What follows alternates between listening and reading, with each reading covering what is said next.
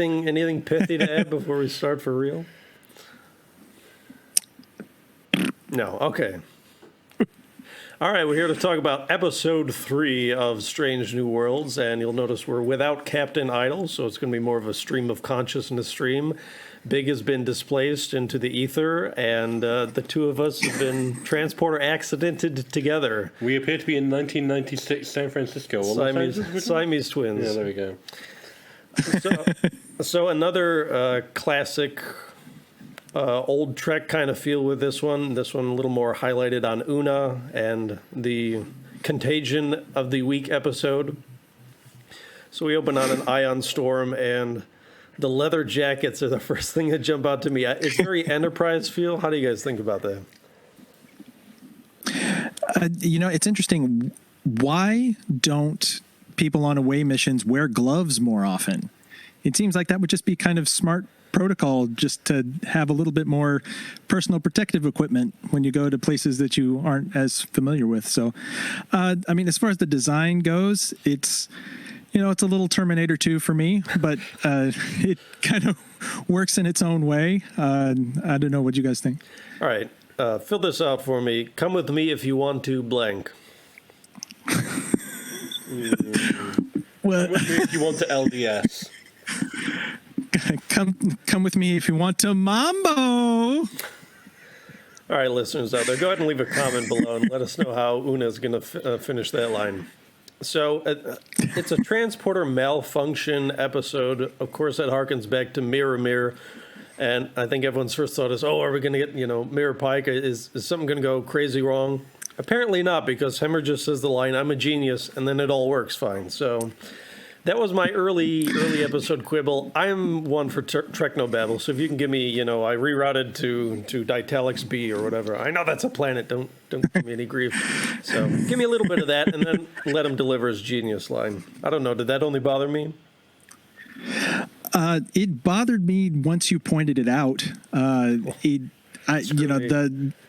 Well, no, but it makes sense because it just we've been talking a lot in the early going about how concise the writing has been for this series so far, to where they will just expect the audience to keep up, and they don't need to over explain things, and they just let the actions tell the story without over explaining it. And I think what you lose in taking that approach is some of that kind of stuff, the technobabble that we're used to and enjoy in certain percentages of our Star Trek watching. So I think that yes, the pithy line is good, and he delivers it well, and I think that's going to be a part of his character moving forward. So that's nice and all, but it would be nice to have actually seen some part of solving the problem too. I don't know. Instead of it just being done. With me, it's sort of like with Treknobabble, I can kind of go one way or the other. Like, I think it does have its place every now and then just to indicate that something of worth has been done that we wouldn't understand. But on the other hand, you have, say, later season Voyager, where it got to ridiculous points where you would just get, say, 3 or 4 lines of technobabble, and that explains it all. It's like, that's not a substitute for writing good dialogue. I wouldn't have minded a little bit of technobabble here. That being said, I think, in a way, they do it in the different order, in which he says, "I'm a genius now," and then afterwards he has to kind of climb down off of that proud perch and say, well, yes, I did it this way. It shouldn't have affected things, but I did cut a few corners, and I feel like that was a decent character building moment on its own, and I don't think it would have worked quite so well if he had explained, if he had explained exactly what he'd done, and then it had presumably caused the screw up with the biofilters, then it would have been a little bit less natural. But because he just said, "No, I'm a genius, it's fine," it comes across as a bit more of a natural character moment, so I'm okay with it, but I can understand the criticism. So in that second scene with Una, when he's explaining things, I noticed that his antenna were pretty static. Now, maybe I'm just used to Jeffrey Combs on Enterprise. Those suckers, were moving 24/7. Maybe they said it's not practical to have someone behind him with strings. Maybe the CGI budget isn't there. I don't know. So I just feel like I don't maybe that's an Einar thing, but he's really kind of flushed I was for the first time with Una, and I would expect it a little bit more. You know, how humans' cheeks flush. I would expect a little bit more antenna action. Or maybe it's kind of, he's embarrassed, so he kind of tucks his tail, metaphorically speaking, with his antenna. I mean, I don't remember how mobile the Einar antenna were in Enterprise. So, that might be a thing that's consistent with that race of character. So I don't know, but I think it would be an interesting thing, like maybe he's kind of stunned and embarrassed, so just maybe everything kind of freezes up, including his antenna. That could be, happens to the best of us. I'm pretty sure the way you would do it nowadays is you would have like someone doing a radio control. I'm pretty sure that's how they did some of the prosthetics for the Shepherds last week.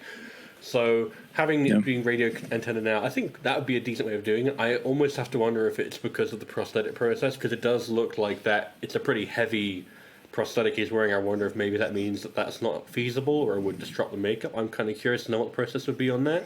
Now I want to go back and watch all of the other episodes and see if his antenna move.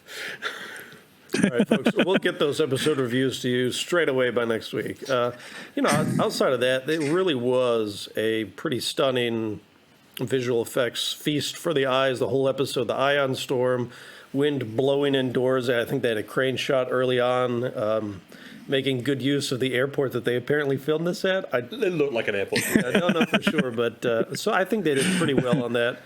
Up to and including the bank drive-in tubes that filled the library, where you shove your check in there and then they come back with cash. That was an interesting. And like as long as you end up with your 3 dum-dums at the end of the transaction, that's then it's good. You can it's a good tell deal. this man has children because he goes to the bank for the suckers. Yeah. Yes. Okay, so another illness of the week episode we mentioned earlier. This time transmitted by light. Now, hold on, before we get into any of the nitty-gritties. A, does this strike you as realistic at all? And B, do you care? Is it fun anyways? No and yes, respectively. Because, I mean, it's a sci-fi disease.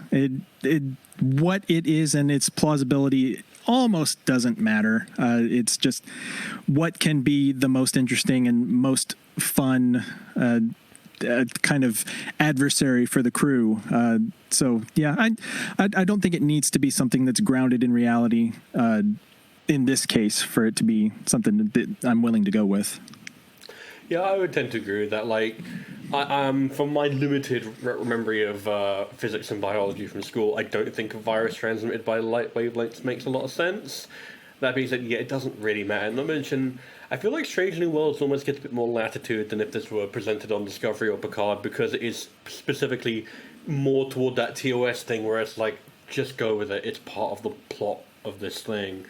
And to be fair, like as you say, it's kind of meant to be what's the most interesting adversary, and I don't think the way that they present it with everyone being attracted to light like moths, like I don't think anyone would have assumed, oh, it's transmitted by light. You would assume that that's a symptom and not a spreading behavior. So it does a good way of, I think that's one of this episode's strengths, is that it does quite a good job of misdirecting you and making you think one thing and then going for another in a satisfying way, not a unhappy plot twist way. Apart from stuff at the end, but we'll talk about that. So what's the point of having an outrageous travel budget if we can't prove that we're here in the same spot together? Isn't that great? I keep, we've had to set up the mic and my eyes are darting around like, what's going on? He's like, these chairs are uncomfortable. I'm like, do it for Star Trek, baby. All right, I want to ask you both, because this ran through my mind, in a post-COVID world, everything related to diseases and prevention, and they did their first lockdown, I think, on the show, where they're like, okay, medical lockdown, no one leave your spot. And it just hits differently for me when you think about real life. Not that you want to shy away from it or anything, but sometimes you look at things and say, oh, that's not realistic, or yeah, we've already seen large-scale idiots can't prevent this, so how can Starfleet prevent it, this and that? So what do you guys think about that coming just kind of on the heels of a big contagion in real life? Well, I mean, the first response to it is, how come they never tried to do this before in any other situation where there's been some kind of crippling disease running rampant across the ship. But then again, it also doesn't work at all. So I guess that kind of explains that in a way. I didn't have a problem with it. I think it's reality informing fiction because it's something that we are prone to think about now because it's something that we've all lived through. So we didn't really have that in our lives before, so it was not a consideration that we really spent any time working through. So I didn't mind that. It's just the reality of the life and the world that we live in now, so I don't think there's anything wrong with acknowledging that. Yeah, I don't think there's any problem with acknowledging, especially because if we're talking about the virus as the adversary of the week, you need to put roadblocks in place for the adversary to overcome. You need to lock down Deck 5 so that Rogue Danar can't be running around like the Enterprise D, whatever. And this is the equivalent of that. And the fact that it doesn't work means that they at least tried something. It didn't work. That means that this virus is something different. It's part of the narrative, as it were. And the fact that it never happens on any other show just kind of highlights how lackadaisical they were about that kind of thing. And the amount of episodes in TNG that probably would have helped. But don't worry about it. Like you say, don't wear gloves. Never wear gloves. The biofilters will filter that out anyways. We don't have to. The amount of confidence they have in those biofilters for the amount of times they don't fucking work. That's true. So in episode 1, we saw a lot of Laan Noonien Singh exposition. We saw a lot of Pike exposition. Episode 2 was sort of Uhura focused. This one sort of diverged. We got quite a bit on Una. We got a lot at the end for Mbenga. And then Laan, a little bit too about her genetic engineering. And I found interesting that they sort of cordoned Pike off on the planet. So we cut to him a few times, but very clearly the B story and not a lot of, no reflections of his disfigured face 10 years in the future this time. They kept it on kind of the rest of the cast. I love that. What did you guys think about it? Yes. Yeah, I mean, you can only take so much of just hammering one story point over and over and over again before it just loses its impact. So you got to put that off to the side for a while, and also just give opportunities for the rest of your cast to shine and have their moments too. So yeah, I think you just necessarily have to do that, and this is about the right point in a series to start doing it. Yeah, I think that's a big advantage of this, when they've chosen the pace and structure of the series, is that they give you time to miss plot points.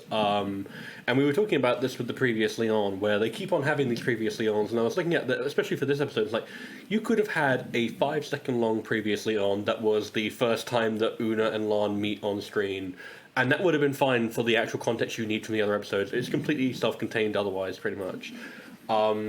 And giving enough time for the plot points to go away means that, you get a chance to develop other characters. And even though this wasn't an Uhura-focused episode, we at least got to see her. She at least was doing something. And this isn't something that a lot of other Trek shows, I feel like, would have bothered to do, where everyone gets at least 1 or 2 scenes to focus on them. It's something almost that I feel like Enterprise did a lot of. It at least bothered to show you Hoshi or something, doing something, even though it was usually inconsequential. Here, at least, Uhura kind of contributes to the wider plot by giving Una it's the light type thing. So having everyone have at least a scene to do something is nice. I think Voyager was pretty good about that. Because, if you listen to Garrett Wong and Robbie McNeil, they talk a lot about, I came in at 40 minutes in this episode. That was my first line. We were watching Cat's Paw, funnily enough, yesterday, and you got to read along with Memory Alpha to get all the good trivia stuff. And they said that this was apparently George Takei's only non-speaking credit. He says aha or something, and that's his only episode without a line. So I think most of the episodes do pretty well to give someone at least a little something just so you can see him on screen and whatnot. And so, obviously Pike is such a strong character. You don't want him off screen all the time, but every once in a while, if you can cordon him off and give him 5 minutes or something the whole episode, that's fine with me. But Otto, if Pike isn't on screen, you should be asking, where's Pike? Now that we're together, I can finally strangle him. Okay, but speaking of... You never get a chance to do it again. Yeah, no, it's true. Speaking of the Pike and Spock story, I found it very interesting that was kind of like that's the traditional Kirk and Spock thing to do. They'll be on the planet solving the problem. And you might get the occasional flashback to the Enterprise where they're working on a simultaneous thing, but it's usually a case of they're doing worse and worse and worse, and it's up to Kirk and Spock to get the final solution from the Rolly tubes. And here it's a case of the Pike and Spock are essentially the B story, and the A story is for Una. So I appreciate that while this is notoriously aping TOS, it isn't allowing it to fall itself into the same sort of pitfalls where this could very easily have been another Pike and Spock story, because Ethan Peck and Anson Mount have great chemistry, they work well together, they're believable in these characters, but they allowed us to just only have maybe 5-10 minutes of them. Yeah. Well, and it's something that you touched on last week when you're just talking about how competent the crew is top to bottom, and this is a really good illustration of that, because your captain and your science officer are basically out of this entire thing, and the rest of the crew comes through and saves the day without any input. Like, they literally can't even talk to them. So I mean, that's just reinforcing that this is a competent crew. Yeah, even the TOS cadets episode, it would have been like, this is the equivalent of Kirk and Spock fuck around on a planet, they get back, well, we've got the cure. Oh, we solved that problem like 20 minutes ago, Captain. What are you talking about? I think Shatner's contract would not allow that to ever happen. No, but like you say, Big, that's kind of one line by Una clanged off my ears a little bit when she got back to the bridge and said, all right, people, we're all going to do our jobs. And I'm like, well, hold on. You're going to tell us, or you're going to show us the whole rest of the episode that these are professionals who can do their job without captain and science officer there. So that's a tiny little quibble, but I think even if she hadn't said that line, we would have seen throughout the whole episode that they are competent professionals. And like you say, it's a great little mix-up to, instead of having the away team figure it out every time, this time we got the B team, as it were. Yeah. Well, I feel like Una's line there is meant more to be, we may have lost the science officer and the captain, but we are still going to get through this. We are still a strong crew without them. Maybe it didn't quite come across that way with the way she phrased it. We're all going to do our jobs. That is a bit more sort of generic than you'd want. You want sort of more inspiring sort of way through. But it almost makes me wonder, do you think Una is a better first officer than she'd be a captain? Because I almost get that vibe off her that maybe she's not quite comfortable with actual command. I don't know. I think the personality you need for that. Well, but I think also what we learn about Una over this episode, that she has been hiding parts of herself for quite a long time now, would kind of mean that whatever leadership qualities she has may have been kind of subjugated for fear of being found out for what she's been hiding. Yeah. I consider that. I think the fact that she pins La'an to the floor and bitch slaps her into unconsciousness shows that she can do, she can pull a Chakotay. You want the Maquis way? We'll do it the Maquis way, and slaps her. So, that was a little bit of fun, I thought. Okay, talk to me about the superhero fight, because you have two genetically engineered women going at it, and it was a well choreographed, can I say that, fight? Yeah. And I thought it came across pretty cool. Well, I mean, it's good that Una had the extremist from Iron Man 3 coursing through her as she, to prop up her abilities to make it more of an even fight.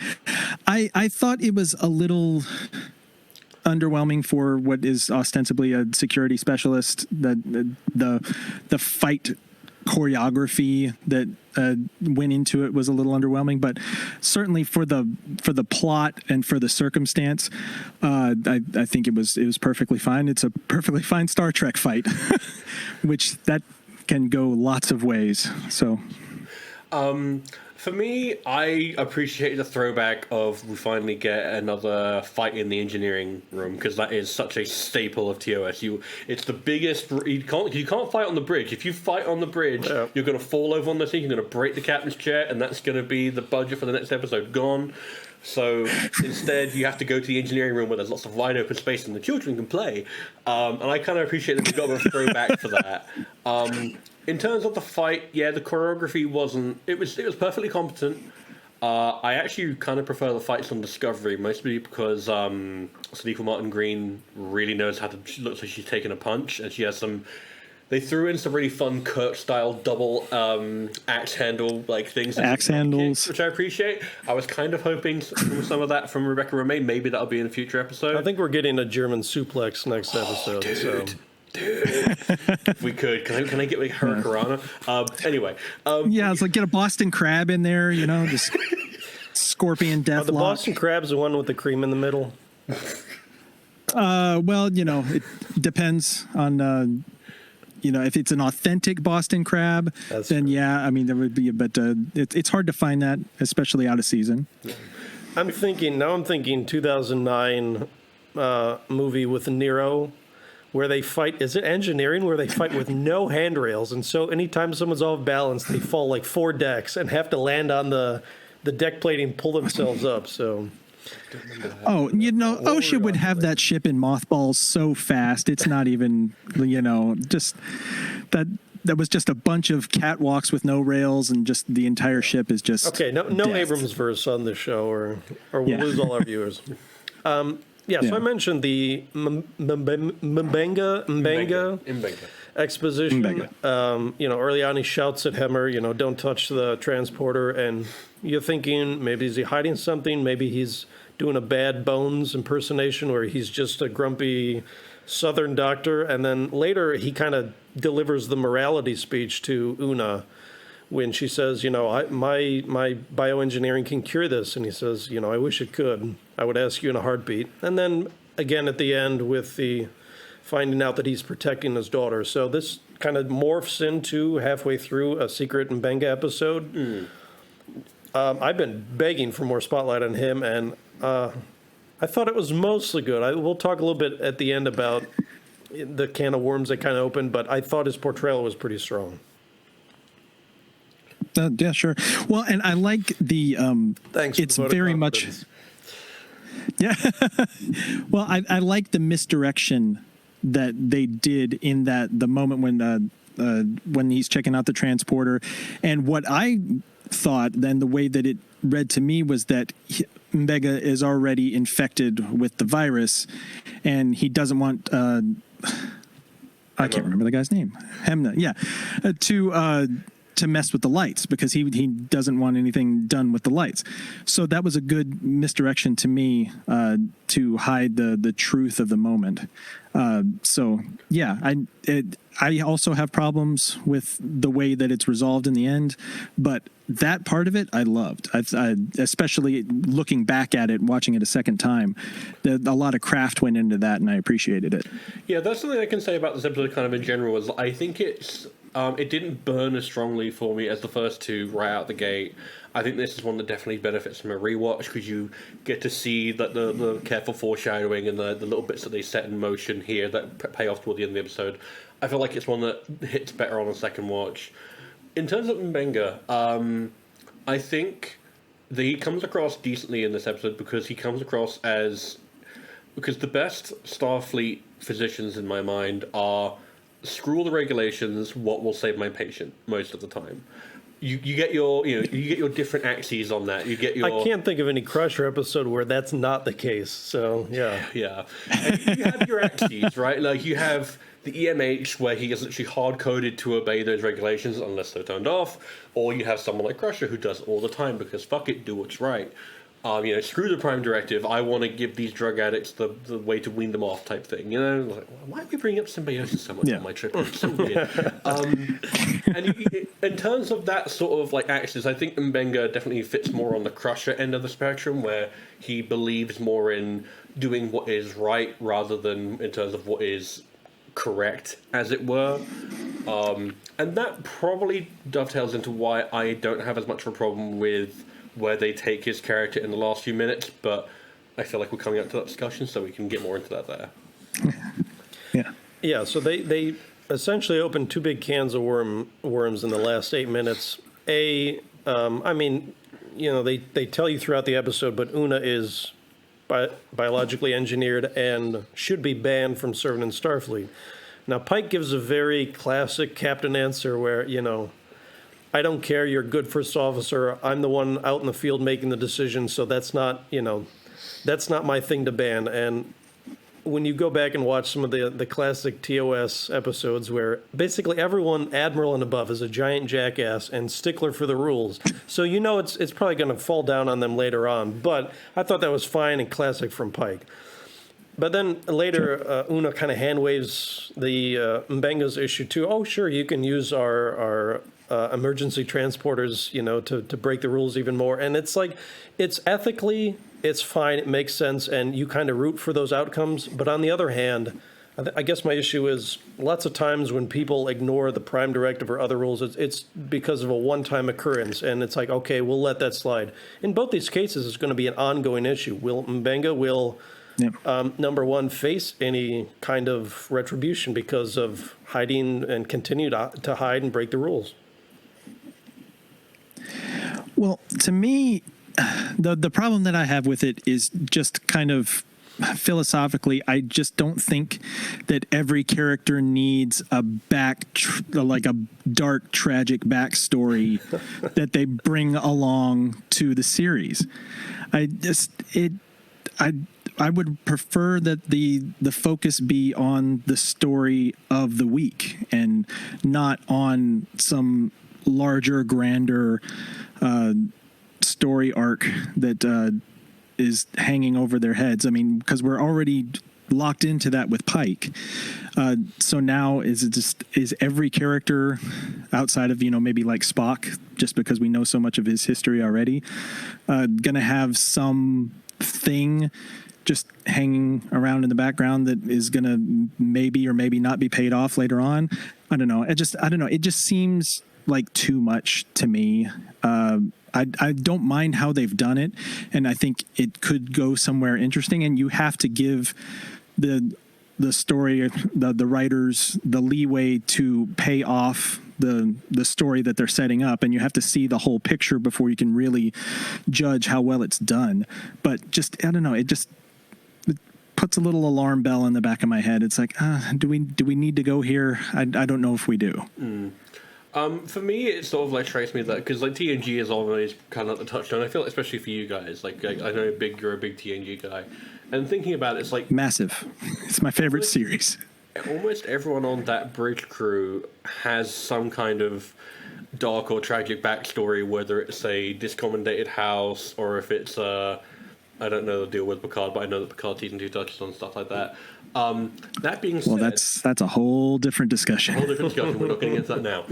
But those are usually revealed over a much longer period of time, where it can go.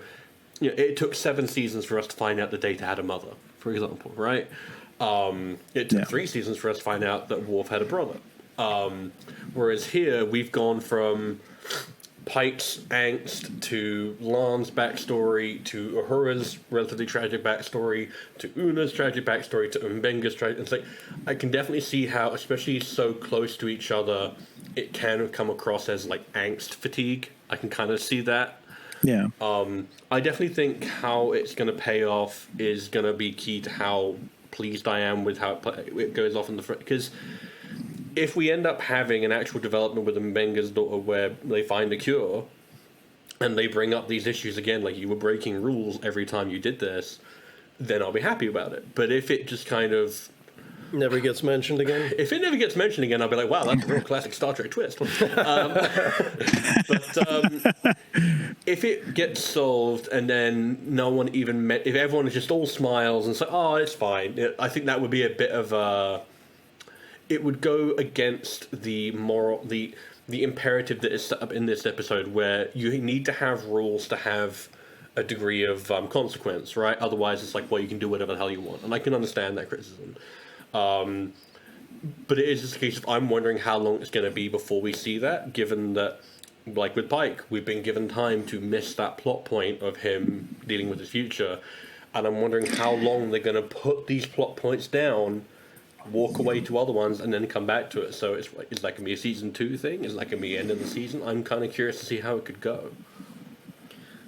And also, it feels like an erosion of benefit of the doubt because of the way that these kind of things have been handled in Discovery and Picard, to where it's just all ratcheted up to 11 and everything is the fate of the galaxy all the time, to where, you know, when I see these kind of signs pop up, it's like, oh no, we're not doing this again, are we? So that's kind of how it makes me feel. So, no, you know, you have to give them the chance to stick the landing, but it makes me nervous. I can definitely understand the nerves, because I think we are at least on slightly firmer ground here, because we at least have not had any. No one is Jean-Luc Picard's secret half brother. No one has a mother who is a Section 31 time-traveling agent who goes to the 31st century and has to save the galaxy yet. Still time. True. So far, all of the backstories have been relatively personal-level tragedies. Yeah. And I feel like I'm almost curious if that's meant to be a kind of commentary on the kind of people that go into Starfleet, right? Because Starfleet is... It's always presented as a found family by the end of your 3 or 4 or 7 episode 7 season run. It's your family is not necessarily your Kyle Rikers or your Kerns. It's your Captain Picards or your Janeways. They become your family, and that's because most of them have a shared tragic thing that they want to escape from, or that they want to funnel into something better. So I almost wonder if it's a chicken and the egg type thing. Like, do you have to have a tragic backstory to get into Starfleet, or does it just help? So 2 things I really like that Strange New Worlds has done well so far. First is, and I think Big mentioned this last week, it's the hope and optimism that some people feel have been missing from the other New Trek shows. And so we get a good dollop of that this week with the Illyrians who tried to undo their engineering, and they come to the rescue of Spock and Pike. It's, you know, heroic self-sacrifice, and turns out they weren't the bad guys after all. Because when I first see them floating through space and Spock starts to put the pieces together, I think, okay, is this TNG power play? Are they secretly disembodied evil aliens? Well, no, it turns out they're actually the good guys. So you get a little bit of hope and optimism there, and it does break up, like you say, the fatigue of all the tragic backstories. So I think they kind of straddled the line there and did okay. The other part I really love is episodic nature, and when I think about who's built the most character over their series runs, Doc has got to be up there from Voyager, and you think, okay, he had an episode about his family, and from that he learned about grief. In the episode Virtuoso, he got taken down a few pegs, and he learns about humility. And so you can still build a character over time, doing it one episode at a time without needing the last time on Discovery. Pike looks in the mirror for the 8th time and sees his reflections. You can still do it in self-contained episodes. And again, we're picking nits at episode 3 because they really hit a lot of marks so far. And I think if they can lean into the episodic but still deliver the character growth that they're looking to do, I think that would be excellent. Yeah. So I also wanted to sort of highlight, I think this episode does a really good job of bringing forward not just a discussion, but also I think something for the viewer to kind of ask yourself, which is when Pike and Una are having the conversation about her hiding her augmentation, and Pike says, I welcome that discussion about Illyrians joining the Federation and that kind of thing. That A was a very Picard line, and B, it kind of makes you wonder, is this going to become a bit more of a plot thread? Is that going to come to a head? Is this why number 1 never gains command of the Enterprise? Is that why she's not around come TOS? And it all tying into Una's log that she deletes in a nice kind of Cisco little nod. She asks herself, Pike said that he would stand up for me, that he would go up to bat for me. But what if I hadn't saved the day? What if I was just another Illyrian? Would he have done the same? And I found that a really... What if I wasn't one of the good ones? Yes, exactly. And it was I was like, ooh, that's a good little twist on... Because it is, as you say, it's an essentially an optimistic message about, the lengths people go to join the Federation and their belief in the collective dream of Starfleet.